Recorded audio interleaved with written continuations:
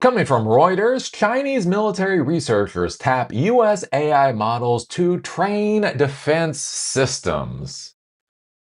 Well, I suppose, why not? If American investors are willing to burn their cash providing free tokens to everybody, why shouldn't the Chinese military jump in?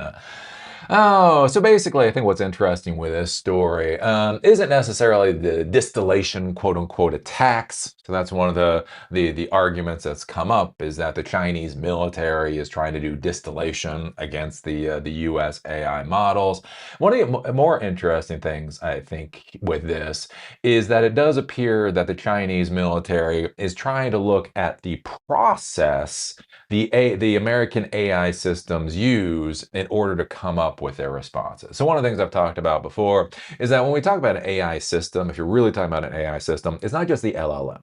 Like for some reason, everybody just focuses on that damn model, right? Like the whatever model it is, Granite or I don't know, there's so many models out, GPT 4.0 or whatever else, right? They just focus on that model. They say that's the artificial intelligence. But when you actually start building AI systems, there's a whole bunch more stuff that goes into it, right? Like with IBM, one of the things I find fascinating with IBM is their whole concept of the model stack. The idea is you actually have like a stack of 10 models, and that will be used in order to provide you the answer. So basically, you have one model that might be focused on taking the user input, the user request, and then turning that into something a little bit more understandable for the underlying models. And then the next model will take that more understandable prompt now that it's been kind of reformatted and then determine which model it should be routed to.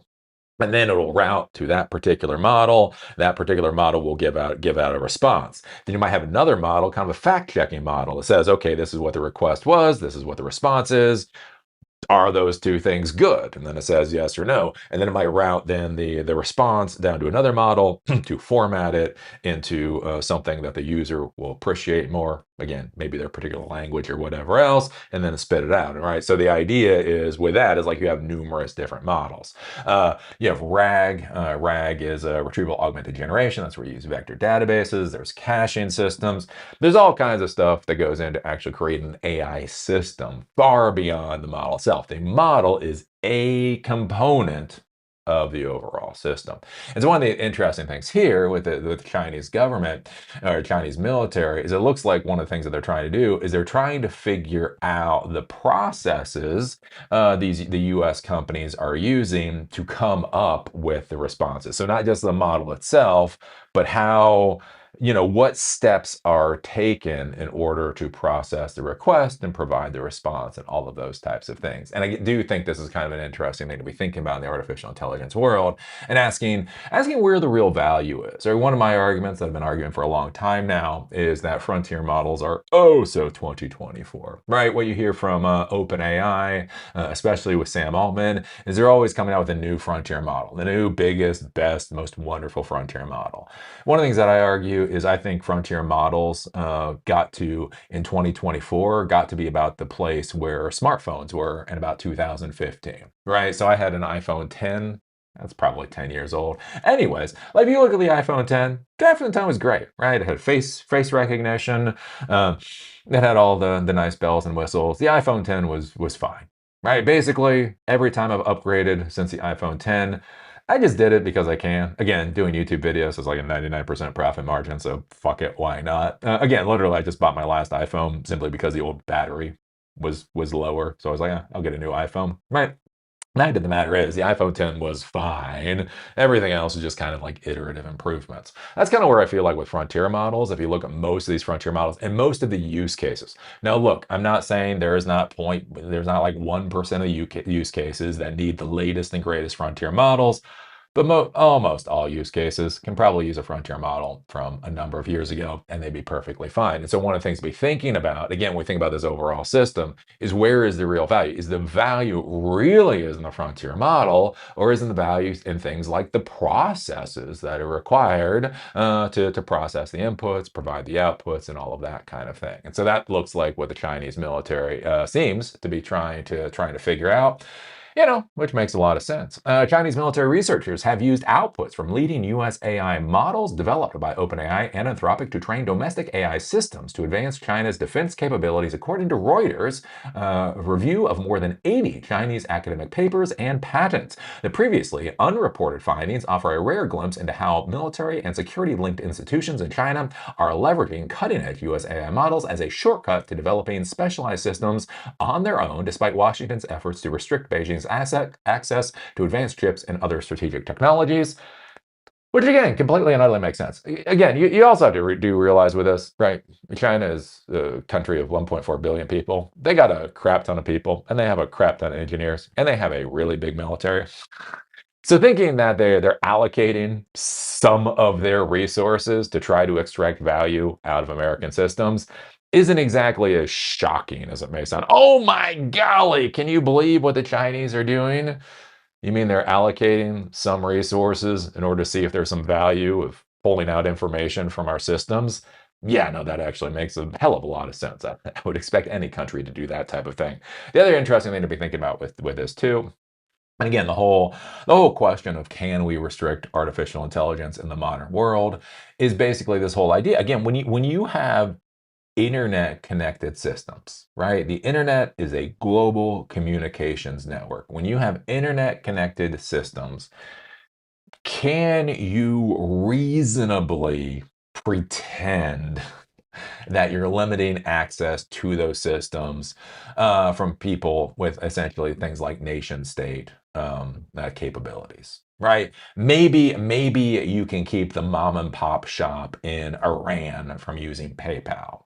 That doesn't mean you can keep the Chinese military from figuring out a way to access Anthropic or OpenAI systems. Again, we're talking about nation state actors. You could literally take 40 engineers, ship them off to some country in Africa or South America or Europe or wherever else, put them in some hotel rooms, and have them be able to access the internet connected systems without really worrying about it too much. And so I do think this is one of the bigger issues we have with this whole the idea of trying to restrict Chinese access to these systems is the whole question. I mean, is it possible? Beyond whether we should do it, I would disagree. I don't think we should. But beyond that, there's a real question of is it possible to do?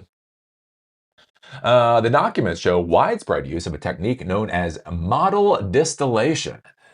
We do notice the whole term distillation attack seems to be leaving the lexicon because it was so asinine for them to even say. I think that's the interesting thing. Like now the term distillation attack seems to be leaving the verbiage of what the media is using once they found out that American companies were doing it against each other. Right? When you hear about DeepSeek doing a distillation attack against Anthropic, oh my God, that's scary.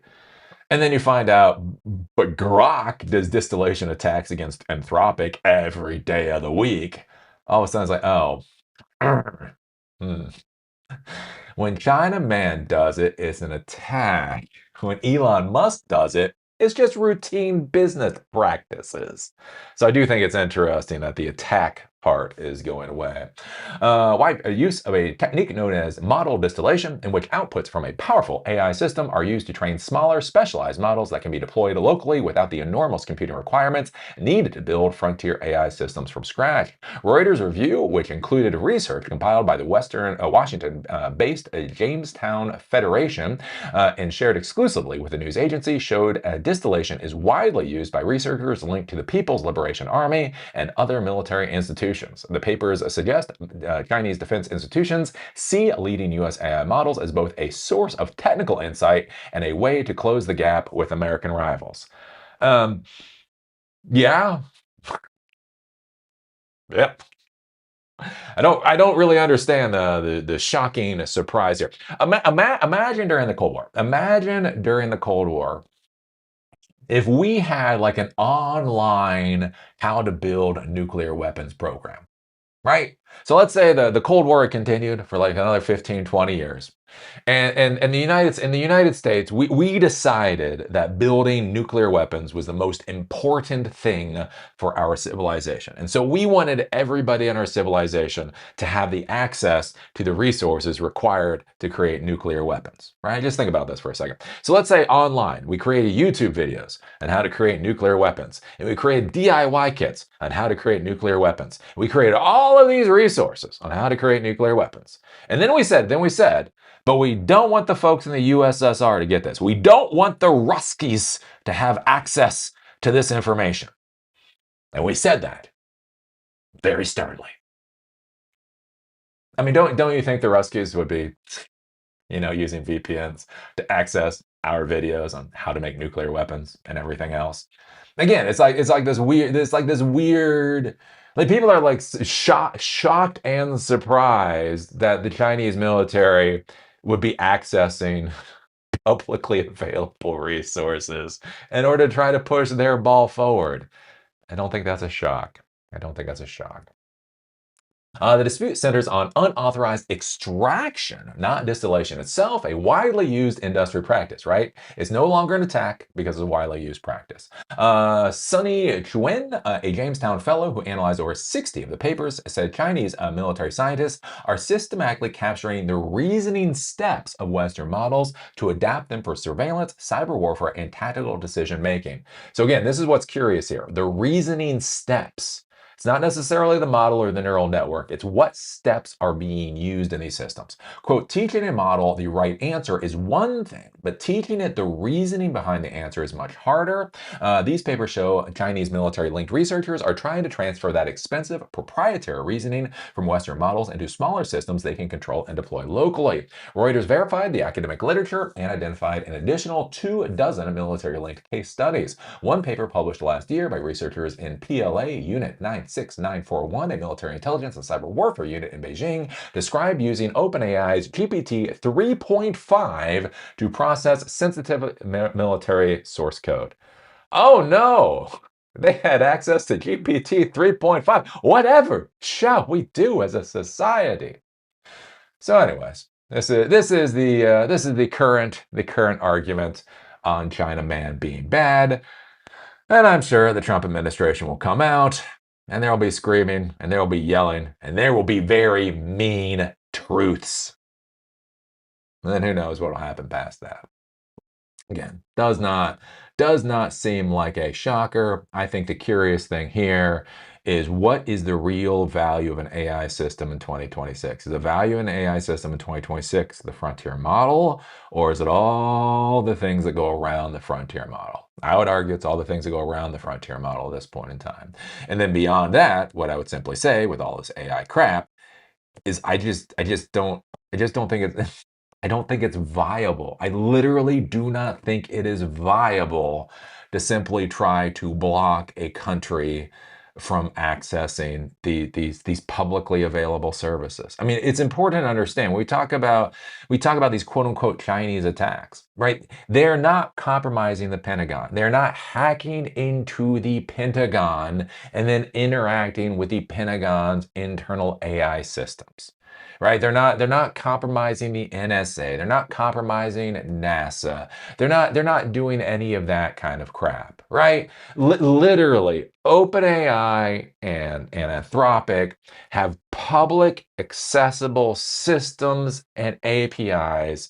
And basically, their way of protecting those systems is to put up like a fucking geolocation firewall.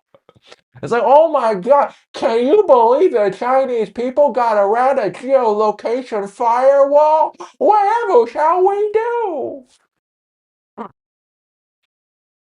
So anyways, what do you think about this? Put your thoughts down below. If you like these episodes, do remember they're on Spotify and on Apple Podcasts. Link is down below. If you want to follow me on LinkedIn, there's a link down there too. With that, see y'all later.